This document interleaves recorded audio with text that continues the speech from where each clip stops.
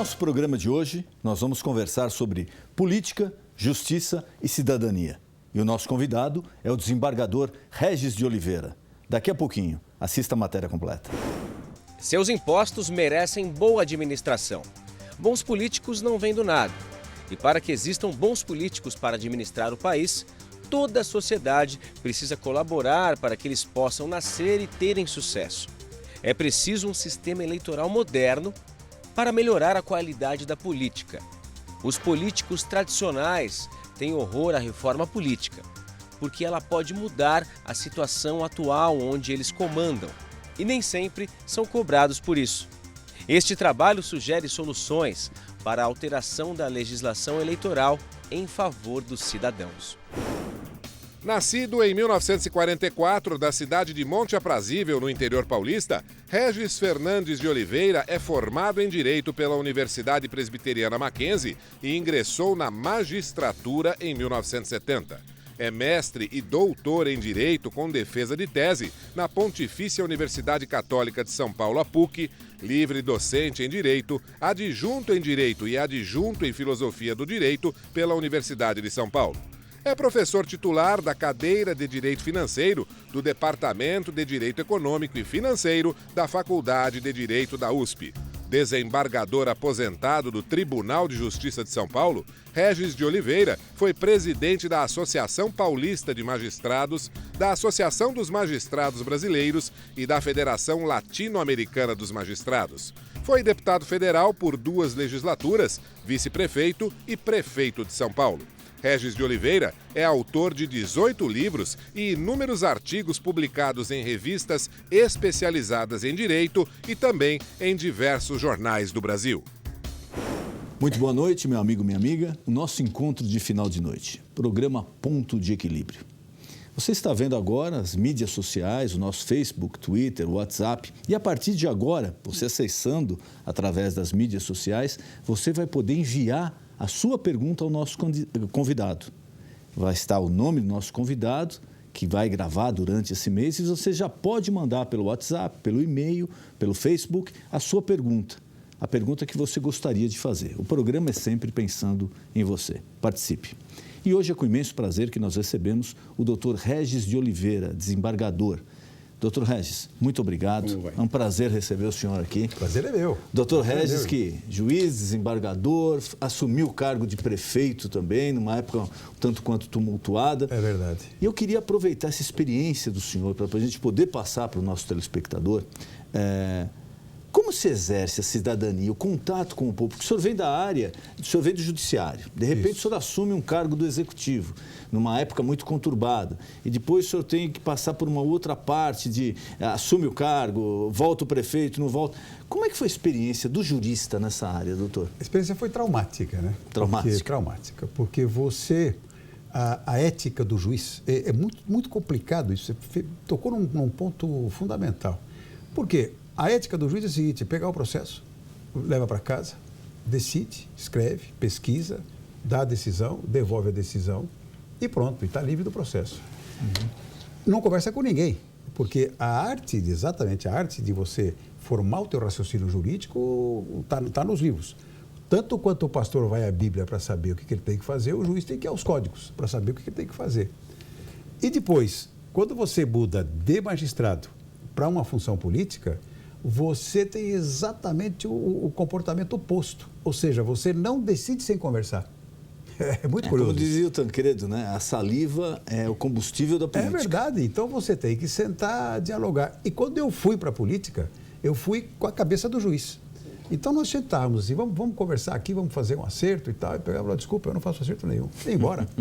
Não, essa palavra até para o magistrado é terrível, mas temos que fazer um acordo. Desculpa, eu não faço acordo nenhum. Eu levantava e ia embora. Então eu passei a ser um cara estranho no meio, né? Estranho no meio. Então eu era repudiado por os caras não adianta conversar com ele, esquece, né?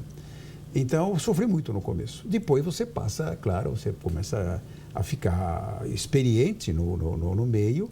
Então você passa a saber que não é um acordo hipócrita, um acordo para prejudicar alguém, um acordo ruim, não é isso. Ao contrário, você tem que encontrar caminhos. E você encontra caminhos no diálogo, né? Que é que está faltando para o país hoje. Quer dizer, você tem cada um tocando um ritmo, um rumo e ninguém conversa. Né? Você não vai achar uma saída assim. Então, eu percebi bem naquele exato instante que o diálogo é uma arma fortíssima. E saber fazer concessões. Não concessões perigosas, concessões de corrupção, nada disso. Não, nada disso, mas na mesa de negociação. Você tem que encontrar caminhos. Bom, esse caminho aqui não serve para o país. Como é que a gente faz? Diminui aqui o percentual de arrecadação do banco, mexe nisso, mexe naquilo. Você veja recentemente, né? O Senado propõe uma série de ideias à presidente para que esse nosso país comece a andar, porque está parado, estagnado, né? Então, você tem que dialogar. Eu aprendi que a arte da política é o diálogo e para encontrar caminhos. E, às vezes, eu recebi aqui grandes empresários, também políticos. Eu, particularmente, eu tenho um pouco de receio do grande empresário na vida pública. A competência dele é questionável. Só que claro, o grande empresário ele vai atuar da seguinte forma. Ele chega na empresa dele de manhã, ele fala, olha, faz uma reunião de diretoria, eu quero isso de você, aquilo de você, tem que funcionar, você tem um prazo de tanto para aquilo. Ele passa as ordens e acabou, porque a empresa é dele. Claro. Quando ele vai, isso já vários empresários me confessaram e que foram para o mundo político, falou, olha, é terrível, não porque funciona. Eu chego lá e falo, não, mas espera aí, quem te falou que vai ser assim? Você tem que primeiro falar com não sei quem, chamar não sei quem, fazer tal concessão. Não funciona. Você tem que, basicamente, porque o Congresso, por exemplo, é o parlamento. O que significa parlamento? É parlare, é dialogar, é falar. Você tem que explicar seus pontos de vista, receber o dos outros e achar uma forma de composição dos interesses que estão em conflito. Essa é a arte política, né? Já o judiciário não. O judiciário dá a canetada, acabou, vai embora. O juiz manda prender, está preso, vai lá e prende. Quem não está contente vai recorrer, vai procurar outro caminho. E o tribunal decide, etc, etc. Já o executivo, né, nós falamos um pouco de parlamento, então o parlamento é essa casa de ressonância dos interesses brasileiros. E o executivo, de seu lado, tem que decidir. O político que não sabe decidir, que não tem coragem de decidir, está morto. Esse esquece, esse tem que voltar para casa. Porque a arte do ser executivo, o próprio nome está dizendo, é executar alguma coisa. Você tem, o parlamento te apresenta os caminhos e você decide. Então, neste passo, quando você já tem o escaninho mental para você decidir, aí é que você pode entrar com o empresário. Faz isso, faz aquilo, aposta isso, põe isso lá. E você tem que ter ele está acostumado a assumir riscos e decidir, né? Tem que mostrar autoridade, você tem que ter peso na sua decisão. Não pode ser uma decisão tíbia, né? Ao contrário. Você já ouviu essa expressão, o poder não tem vácuo. Exato. Quem não sabe exercer. É o que nós estamos assistindo no Brasil agora. O vácuo do poder está completamente aberto. Ninguém está assumindo. Ninguém. O Parece que existe um quer. receio de ninguém colocar a mão na cumbuca agora. É essa a sensação que a gente tem. É isso aí. Por quê? Porque chegou-se a um ponto em que a presidente está atemorizada, não tem nenhuma dose de humildade. Né? Ela precisaria ler um pouco da Bíblia, né? Para poder saber aí... como ter um pouco de humildade no diálogo. Que grandes governantes pediram sempre a direção de Deus para abençoar o seu governo, o povo, foram humildes. Tem que ser humilde para ouvir conselhos, para ouvir parceiros e ouvir a oposição. Quer dizer, ela tem que manter um diálogo com a oposição tem que dar palpite no governo dela, né? E ela tem que saber, ela tem que remodelar esse governo todo, esse mundo enorme de ministérios que tem que cortar isso aí.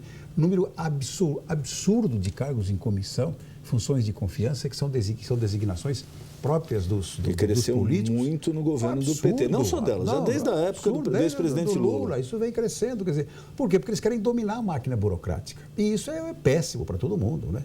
Então, ela tem que resolver isso tudo, enxugar porque tudo é despesa. Cada ministério tem que ter a estrutura do ministro, tem que ter um cargo para o ministro, tem que ter o chefe do gabinete, tem que ter o secretário. É um mundo. Aí vem o segundo escalão, o terceiro escalão, e aí a coisa vai. O senhor assumiu a prefeitura de São Paulo, o senhor era vice-prefeito do prefeito Celso Pitta, é isso? E o senhor assumiu num momento muito conturbado, que inclusive a Justiça determinou o afastamento do prefeito Celso Pitta, por uma série de envolvimentos em negócios escusos, etc. Claro. Como foi esse período, a assunção ao cargo, que o senhor encontrou, depois voltou o prefeito, como foi essa fase turbulenta? Foi um desastre total, a cidade estava absolutamente abandonada. Na época, os proprietários de van queimando os ônibus, os camelôs apavorando toda aquela baixada ali de venda, A cidade absolutamente imunda, suja, não tinha nenhum o prefeito absolutamente sem prestígio, tido e havido como uma pessoa que não tinha controle das coisas. Então a cidade estava realmente à deriva, né? E aí o tribunal determina o afastamento dele, eu assumo. Bom, a primeira coisa que eu fiz foi ir aos proprietários de van e falar, calma, me dá um tempinho para resolver o problema de vocês. Que é onde estava pegando fogo mesmo, né? Literalmente, né? Literalmente pegando fogo. Aí dei uma acalmada neles, naquele período meu não houve problema. Eu fui aos marreteiros, aos camelôs, pedi para ele também um tempo para eu poder arrumar aquilo tudo. Eles também me deram um tempo, então eu pacifiquei ali a 25 de março, aquela região toda. Só que durou pouco tempo. Até eu tinha que formar um secretariado, eu não tinha secretariado de ninguém, porque ninguém esperava o afastamento dele. Então eu tive que montar um secretariado às pressas. Quer dizer, no mundo político foi uma surpresa o afastamento do prefeito. Todo mundo esperava, mas o judiciário, como tudo, é lento para tomar suas decisões. Todo mundo achou, isso aí só vai acontecer hora que acabar o mandato. Já acabou, veio uma canetada e pôs o cara para fora. E aí eu assumo numa situação num sábado, sem ninguém, não tinha um secretário, nada, não tinha ninguém. E foi uma situação dramática, porque aí eu tive que formar um secretariado. Eu pedi ao Covas, que era o governador, que me indicasse um secretário de Fazenda. Ele indicou o presidente do Tribunal de Impostos e Taxas, eu pus lá. Depois fui ao Ministério Público, pedi ao Ministério Público emprestado alguns integrantes do Ministério Público, alguns juízes aposentados, que eu também trouxe para o governo. Daí começamos a montar, mas isso tudo em questão de segundos, imagina, né? Que segunda-feira tinha que estar azeitado. Então eu convidei o Gilmar dos Santos Neto, que foi nosso grande ex-goleiro, né, para assumir. O João Melão Neto, que é um homem espetacular, que foi secretário de administração. O Pinotti, que já faleceu também, secretário de saúde. Alguns promotores ficaram na minha assessoria imediata. Essa pessoa que veio pelo governo do Estado para assumir a Secretaria de Finanças. Então, eu comecei a compor um quadro ali, né? Que começou a dar certo, mas isso, 19 dias, veio a nova decisão do tribunal e devolveu o prefeito para o cargo, eu me afastei e continuei como eu estava, sem nenhum vínculo com a prefeitura, né? Eu fui afastado. O vice-prefeito não tem função. Isso que eu ia falar. Interessante, isso a população normalmente não sabe disso.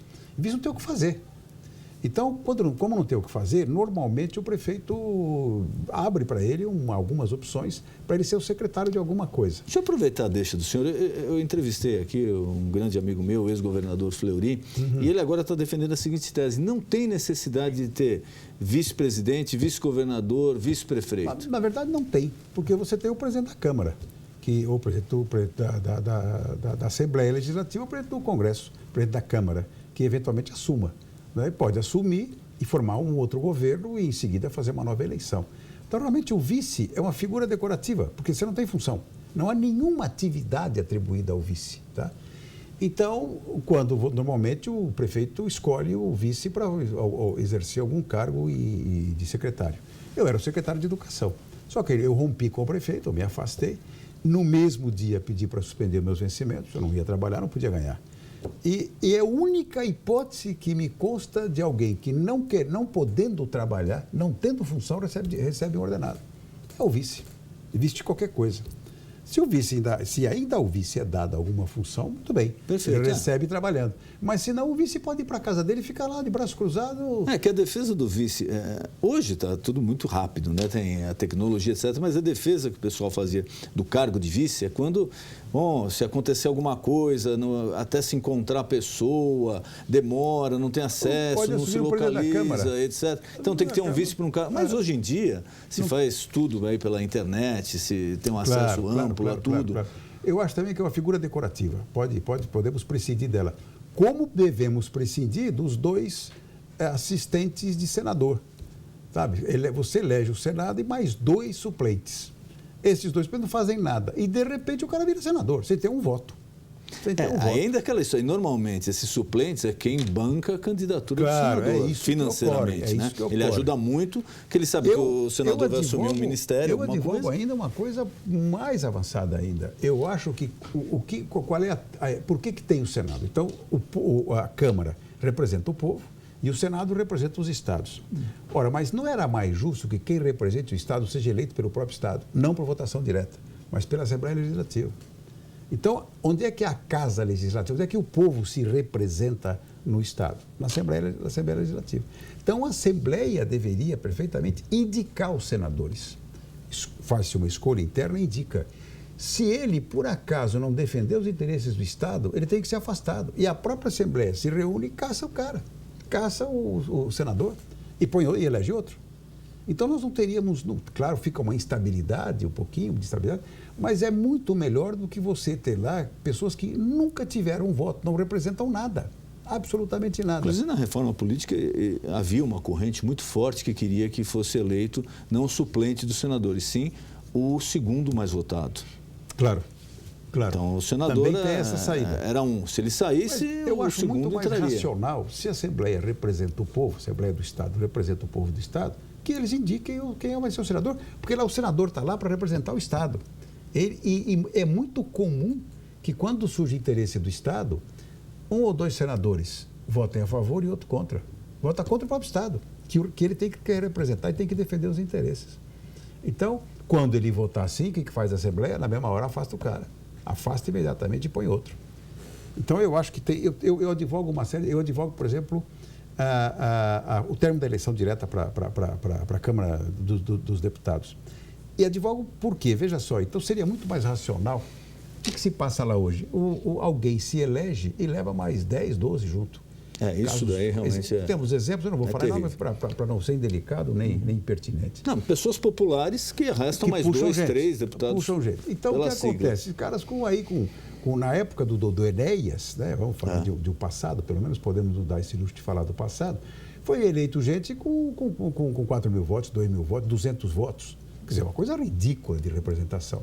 E que o povo não tem. Como é que apesar de ser a notícia, ele não consegue entender muito isso. Qual era a minha ideia? Eu apresentei isso no Congresso. É que a Câmara dos Deputados representasse segmentos sociais específicos. Então, a Associação dos Jornalistas tem direito a um deputado. Associação dos Magistrados, um deputado. Associação dos Promotores, um deputado. Ordem dos Advogados, um deputado. Fiesp, sei lá quantos deputados. A UTC, a CUT, enfim... E tudo isso aí você faz bem o cálculo disso e eles indicam, fazem uma eleição interna e ele vai lá para representar aquele segmento social. Então é muito mais factível você ter representantes dos segmentos sociais ao invés de ter um segmento que não representa nada. Um aspecto positivo é que todos os segmentos aí pelo menos teriam representantes. Claro, e você vai saber quem é o cara. E se ele votar contra, ele pode... Aí entra um outro assunto que é o chamado recall, que é a revogação do mandato. Na mesma hora, o sindicato se reúne e tira o cara, e tira o deputado. O senhor é favorável? Nos Estados Unidos acontece exatamente isso. O mandato presidencial, ele não encaixa, ele não coincide com a eleição dos deputados. Uhum. Então, o presidente é eleito por 4 anos. Depois de 2 anos, existe o que eles chamam lá de uma avaliação do governo. Então, o que seria? Se nos 2 primeiros anos o presidente não foi bem, aí tem eleição para deputado federal. O que acontece? O partido do presidente perde o controle, porque é renovado. É o que está acontecendo agora com o Obama. Exatamente. O que aconteceu lá atrás também com o Clinton, com o Bush. O senhor é favorável a esse sistema? Esse é o controle que tem que ser feito, porque não pode alguém assumir, como nós temos aqui, faz o que quer. E só faz bobagem, só fez besteiras. Né? Então você tem que ter um controle efetivo, se é que você quer manter a democracia nesse sistema de eleição majoritária. Assim manter isso aí, você tem que ter mecanismos de controle do teu eleito. Por isso é que tem o chamado recall, que é a revogação do mandato. Mas você não pode fazer uma revogação de mandato no sistema atual. Isso não existe. Porque como é que você vai revogar um mandato de alguém? Não dá para fazer isso. Agora, quando você é eleito por um determinado segmento social, ou quando você é eleito em voto distrital, esse sim. Você tem um controle efetivo sobre o teu candidato. Você presta conta do eleitor. Ele tem que ir lá, ele tem que ir na festinha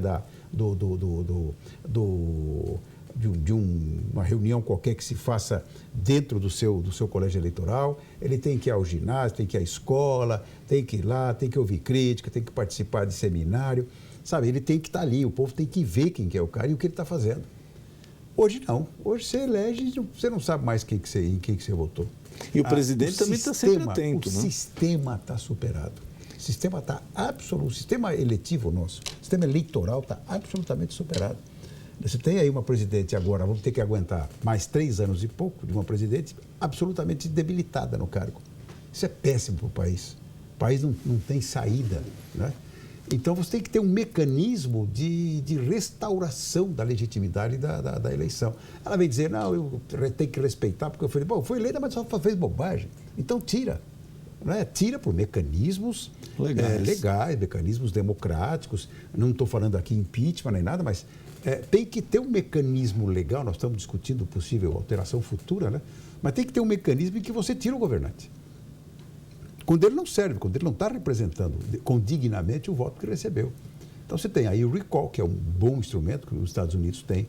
Você tem eleições que podem ser em épocas diferentes para você poder ter exatamente aferir o prestígio do presidente, se ele está indo bem ou não. Porque o presidente lá, ele passa pelo seguinte, ele fala, olha, eu já tenho que ir bem logo no começo, porque se eu perder o controle da casa, os outros 2 anos vão ser terríveis, claro, que eu não aprovo nada. E serão.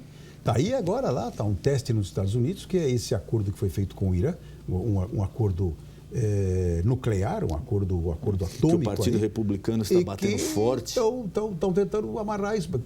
Veja, isso é de uma importância para o mundo total. Então, os republicanos têm que bater agora. Eu acho que não pode deixar de aprovar. Mas tem que bater, tem que sangrar o presidente. Para eles, na visão deles, porque vamos ter outra eleição. Então, do lado democrata, tem 1 ou 2 candidatos fortes. Do outro lado, tem 15 que estão se debatendo lá, e um que é um dos homens mais ricos do mundo, está lá falando bobagem, etc. Está dando espetáculo. Dando espetáculo, mas é perigo, porque ele está com 21% de pesquisa. Ele está liderando a prévia do Partido Republicano. Isso aí, para o mundo, é complicado. O que ele já falou que vai fazer com os de língua hispânica, quer dizer, ele ergueu um muro fechando qualquer tipo de passagem do México. Isso é coisa de pessoa insana. Ele não está na sua boa razão, né? E está perdendo todos esses votos, que é uma quantidade muito grande de votos. Hoje, praticamente 30% da população americana é hispana. Pois é. Então, ele está... Mas está sendo aplaudido pela chamada direita radical. Essa direita que mata, essa direita que explora, essa direita está aplaudindo, está com 21%, né? Então, ele está falando coisas e está sendo ouvido. Enfim, eu acho que no Brasil nós temos que procurar um outro sistema político. Esse sistema está absolutamente superado, não pode mais sobreviver, não sobrevive mais. E voltando um pouquinho aqui a presidente, ao Congresso, a situação atual do Brasil. Eu tenho entrevistado alguns políticos aqui, alguns analistas também, e na visão do senhor, qual seria agora o caminho mais fácil? Seria uma união? Seria um convencimento da presidente que realmente ela não tem condição de continuar? Ou dá para ela continuar, mas tem que mudar? Qual seria agora, se a Dilma chamasse o senhor lá e falar, olha, eu quero uma sugestão, como é que eu faço para tocar a coisa adiante? Eu acho que não é o caso de tirá-la. Eu acho que o impeachment vai ser doloroso para o país. Porque, veja, a política lida com paixão humana. Tudo, na verdade, é paixão humana. Pegar os grandes escritores da literatura cristã, por exemplo, né? Agostinho, Tomás de Aquino, e todos eles, Aquino tem... Eu queria até já interromper, eu fui presenteado agora, O Direito na Bíblia. É um livro de autoria do senhor. Falo já sobre esse livro. Muito obrigado. Ora, imagina. Eu ia passar ao nosso telespectador. E veja só, então, os grandes escritores da literatura cristã, todos fazem análise das paixões humanas. Das paixões humanas. E é o que domina o mundo hoje, são as paixões. Dificilmente você consegue... Então, veja, se a Dilma sai e vai outro, ele vai com a mesma angústia do exercício do poder. É pior ainda. Então, ela está lá, ela está fragilizada. Eu acho que teria que ser armado uma estrutura para ela, sabe? E dizer, olha, baixa a bola, humildade, não é assim. Por um homem forte ao lado dela, que é o Levi, mas ajudar bastante o Levi, conscientizar o Congresso de que ele tem que aprovar coisas que realmente interessam e não ficar esse confronto inútil e desnecessário que está deixando o país sem rumo. Porque tem um grupo puxando para cá, outro puxando para lá, cada um puxando de um lado. Isso para o país é péssimo, péssimo. Então nós temos que arrumar a casa, azeitar a casa, recuperar a Petrobras, recuperar essas empresas estatais todas que eles conseguiram acabar com isso tudo, né? Fruto da gestão do PT, sem dúvida alguma, e reorganizar tudo isso aqui. Conversar bem com o Estado, mas não é conversar como ela faz. Eu vi essa última reunião que ela chamou os governadores, foi lá feito um discurso para os governadores. Isso não é uma discussão nada. É mais para ouvir do que para falar. Ela tem que ouvir. O governador de São Paulo, o que você acha? O governador do Pará, governador de Maranhão, o que vocês acham? O que eu tenho que fazer? Qual é o caminho? Ela vai lá fazer um discursinho para o pessoal. Você não está afim de ouvir discurso dela, ainda mais dela, com menos de 7% de prestígio popular. Está mais baixa do que quando o presidente Collor sofreu impeachment. Aliás, é um recorde negativo na história do Brasil. Pois é. Então, ela tem que ter essa humildade de saber que só fez coisa errada. Não, mas eu acertei isso aqui. Bom, então tá bom, acertou. Agora errou muito. Então, vamos recuperar isso aqui, vamos pôr a casa em ordem, vamos dar dignidade. Você está devendo para as Nações Unidas 700 e poucos milhões de dólares. O Brasil está com quase 300 bilhões de reserva. Paga logo essa ONU, né?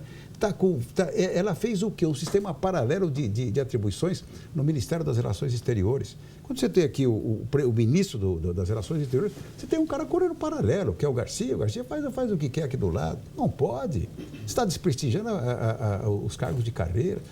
Pessoas preparadíssimas lá, que passam por um concurso duríssimo, falam diversas línguas, são experientes. O Brasil sempre teve uma tradição de muita elevação no exercício de cargos de relacionamento exterior. O Brasil sempre foi respeitado no mundo inteiro. E agora nós ficamos fazendo gracinha para a Bolívia, para a Venezuela, sem nenhum detrimento a esses países. Mas o Brasil tem que pensar alto. O Brasil era a sexta economia. Era a sexta economia, agora, já está na provavelmente nona. Vai cair para a décima até o final do ano. Lá para trás. Mas ficou à frente do Reino Unido. Chegou fortíssimo, né? Então, por quê? Porque pegou o céu de brigadeiro. Então, não foi virtude do ex-presidente. Não, pegou uma maré muito favorável. Uma maré boa, dólar baixo, exportação de monte, tudo funcionando. E, de repente, você percebe que a Petrobras não era aquilo tudo, que não é nada, acabaram com a Petrobras, literalmente, acabaram com o fornecimento de energia elétrica, acabaram com as elétricas, acabaram com tudo. Eles sucatearam o país, né? Eu não estou mais na política, estou afastado faz tempo, não tenho propensão para A, para B, ou para C, para D. Eu estou pensando no país. Quer dizer, estamos fazendo aqui nem pensando para não poder dar a ideia assim de uma hipocrisia, né? Eu estou pensando nada. Então, mas aí, fazendo uma análise objetiva das coisas. O Brasil está à deriva, não tem comando, o comandante é fraco, o capitão do navio não sabe o que faz, não sabe para onde vai. É um Titanic que está por aí, pode afundar a qualquer momento, mas é um tremendo país. Um povo maravilhoso, carinhoso, as estruturas ainda, um pouco que funciona, está aí ainda funcionando. O Brasil tem tudo para dar a volta por cima e crescer muito. Estamos lá participando dos BRICS, né? Fazer boas transações. Criamos um banco internacional agora, junto dos BRICS. E o povo brasileiro, se o povo aproxima um pouco dos Estados Unidos. Não é vergonha nenhuma se aproximar dos americanos. Não é vergonha nenhuma se aproximar da Europa. São mercados que estão querendo a participação do Brasil. E o Brasil fica fora disso tudo, fazendo acordos aqui com os países africanos e com os da América Latina, que não tem renda para partilhar, para participar junto com o Brasil de um novo crescimento. Enquanto o Brasil tinha céu de brigadeiro, não tinha problema nenhum, maravilha. Agora tem um problema. Então vamos colar. A escolha do brasileiro, vamos colar nos Estados Unidos? Vamos colar na Europa? Vamos. No mercado comum europeu? Vamos. Nos asiáticos, que estão crescendo a 7%. Não só a China, mas Laos, Camboja, Vietnã, Coreia, crescendo assustadoramente. E o Brasil não aproveita esses vínculos que pode ter, não é? Enfim, é uma pena nós perdemos aí o bonde da história. O Brasil está perdendo isso. Sr. Regis, nosso programa já está acabando, eu queria deixar à disposição do senhor. É uma pena também. O prazer é enorme de receber os passos. O tempo passa muito rápido. Mas queria deixar à disposição do senhor algo que eu não perguntei, algum recado que o senhor queira passar para o nosso telespectador, por favor. Só fazer aí uma saudação carinhosa ao apóstolo, né, que aprendi a admirar, a gostar dele. Estive lá na igreja algumas vezes. Acabei escrevendo um livro, né, sobre a Bíblia, que é um livro jurídico, ele não tem nada de religioso, é um livro jurídico, estritamente jurídico, onde eu analiso todos os capítulos da Bíblia à luz do direito. Temos um minutinho só para eu explicar Por como é favor. que é? Veja só. Como é que a coisa começa, né? Adão e Eva no paraíso. E Deus então disse, faça o que vocês quiserem aqui, menos comer o fruto daquela árvore. O que é isso no direito? É uma Constituição. Primeira norma jurídica. A norma jurídica mais alta, né? Dada por Deus, inclusive. Aí o que acontece? Adão vai lá, a Eva vai, pega a fruta e dá para Adão comer, os dois comem. O que é isso no direito? Uma infração, um crime. Né? E depois vem, é interessante isso aí, o Adão, como percebe o pecado capital, ele se esconde, né? E Deus fala assim, Adão, onde é que você está? Vem aqui. O que é isso? É Deus fazendo o papel de oficial de justiça, que é alguém que é chamado a juízo para responder. O Adão vem e faz assim, senhor, não fui eu, foi ela. O que é isso? Coautoria. Autoria, na passar prática responsabilidades de um para o outro. Aí faz a defesa é julgada e não aceita. Então é julgado improcedente o apelo dos dois e aí vem a condenação, fora do paraíso, os dois. E acontece execução da pena. Entendeu? Então eu vou por aí fazer uma análise bem didática, com palavras bem suaves. Então quem não entende nada de direito e quem nunca leu a Bíblia vai ler o texto e vai entender. Só que infelizmente não tem em livrarias. Eu nunca publiquei esse livro aí em mercado, essa foi uma edição pessoal, né? Mas muita gente tem, muitos evangélicos possuem o texto. Eu me Enfim, sinto honrado aqui com o presente que o senhor é um me deu. prazer poder fazer isso chegar às suas mãos. Doutor Regis, muito obrigado. Foi um prazer receber o senhor no nosso programa. Eu que agradeço.